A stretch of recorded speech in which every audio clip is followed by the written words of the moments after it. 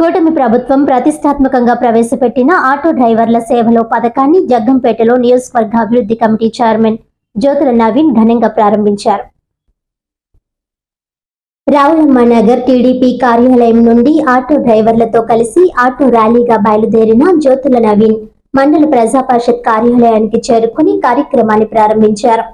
జగ్గంపేట మండల టీడీపీ అధ్యక్షులు జీను మణిబాబు అధ్యక్షతన జరిగిన సభలో డ్రైవర్లకు చెక్కులు పంపిణీ చేశారు. ఈ సందర్భంగా నవీన్ మాట్లాడుతూ ముఖ్యమంత్రి నారా చంద్రబాబు నాయుడు అమరావతిలో ప్రారంభించిన ఈ పథకం ద్వారా రాష్ట్ర వ్యాప్తంగా 2.90 లక్షల మంది డ్రైవర్లకు ప్రయోజనం చేకూరుతుందని తెలిపారు. జగ్గంపేట నియోజకవర్గంలో 1688 మంది లబ్ధిదారులు సాయం పొందగా ఇంకా 139 మంది అనర్హుల జాబితాలో ఉన్నారని, వారికి కూడా న్యాయం జరిగేలా చర్యలు తీసుకోవాలని సంబంధిత అధికారులకు సూచించినట్లు తెలిపారు. ఆటో, క్యాబ్, టాక్సీ డ్రైవర్లు సంవత్సరానికి 15,000 రూపాయల ఆర్థిక సాయం పొందుతున్నారని, వారి కోసం మండల ఆఫీసులో ప్రత్యేక సహాయక కేంద్రాన్ని ఏర్పాటు చేసినట్లు వెల్లడించారు. డ్రైవర్లకు అన్ని విధాల సహాయ సహకారాలు అందించేందుకు తాను ఎప్పుడూ ముందుంటానని, భవిష్యత్తులో ఇళ్ల స్థలాల కేటాయింపుకు కృషి చేస్తానని హామీ ఇచ్చారు. ఈ కార్యక్రమంలో కూటమి నాయకులు, ప్రజాప్రతినిధులు, అధికారులు, ఆటో డ్రైవర్లు పెద్ద సంఖ్యలో పాల్గొన్నారు.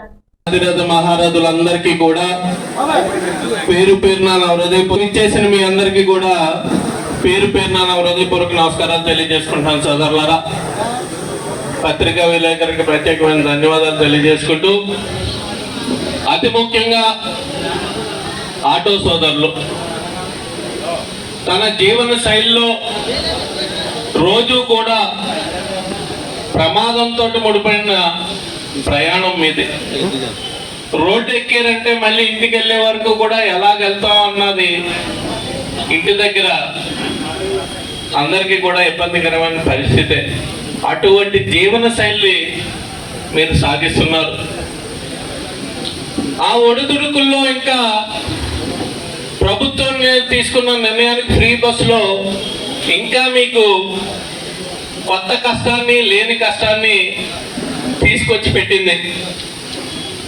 దాన్ని పూడ్చే విధంగా చంద్రబాబు నాయుడు గారి ఆలోచనలతోటి ఈరోజు ఆటో వారి సేవలు అని 15,000 రూపాయలు మీకు ఇవ్వడం జరుగుతుంది. ఇది మీ కంటి తుడుపు చర్యగానే సరిపోద్ది, కానీ మీ జీవనానికి కానీ జీవన ప్రమాణాలకు కానీ పెంచడానికి సరిపోదని మా అందరి ఆలోచన కూడా. కానీ ఒక్కసారి బాధ్యత గల పౌరులుగా, ఈ రాష్ట్రం గురించి ఆలోచించే పౌరులుగా, భావి తరాల భవిష్యత్తుని కాపాడే దిశగా మన అందరి ఆలోచన కూడా ఉండాలి. అంటే ఒక్క నిమిషం మనం చంద్రబాబు నాయుడు గారి గురించి తెలుసుకోవాల్సిన అవసరం ఉంది. ముందు ఎన్ని చేసినా, హైటెక్ సిటీ నిర్మించినా, ఉమ్మడి రాష్ట్రంలో ఏ పనులు చేసినా సరే రాష్ట్రం విడిపోయిన తర్వాత ఏం చెయ్యాలి అనే తోచని పరిస్థితుల్లో మళ్ళీ తెలుగుదేశం ప్రభుత్వం ఏర్పడడం జరిగింది. ఏర్పడే సమయానికి 25,000 కోట్ల రూపాయలు లక్షల్లో ఒక భాగస్వామి మీ కుటుంబంలో కూడా ఉండుంటారు. ఫ్రీ సిలిండర్ ఇచ్చాం, ఆ ఫ్రీ సిలిండర్ లో కూడా మీ కుటుంబంలో ఒక వ్యక్తి ఉండుంటారు. అదేవిధంగా ఫ్రీ బస్సు, మీ ఆడోళ్ళు కూడా ఫ్రీ బస్సు ఎక్కి ఈరోజు మీరు ఏ ఫంక్షన్కి వెళ్ళాలన్నా, ఏ విధమైన వెళ్ళాలన్నా సరే చాలా ఖర్చుతో కూడుకున్న పని.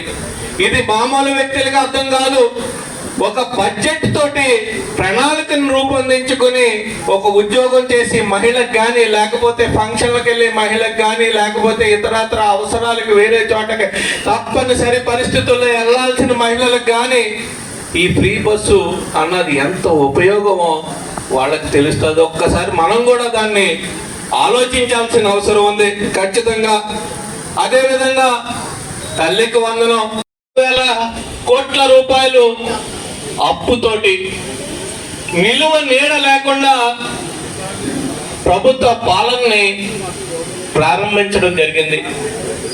ఏది చూసినా సరే, ఎప్పుడు ఏ ప్రభుత్వం ఏర్పడినా సరే 1వ తారీఖు కల్లా ప్రభుత్వ ఉద్యోగాలు జీతాలు ఇచ్చే పరిస్థితి నుంచి ఎప్పుడు వస్తాయి మహానుభావులు అనేదానికి దిగజారిపోయారు. ఏది చూసినా సరే పోలవరం ఆపేశారు.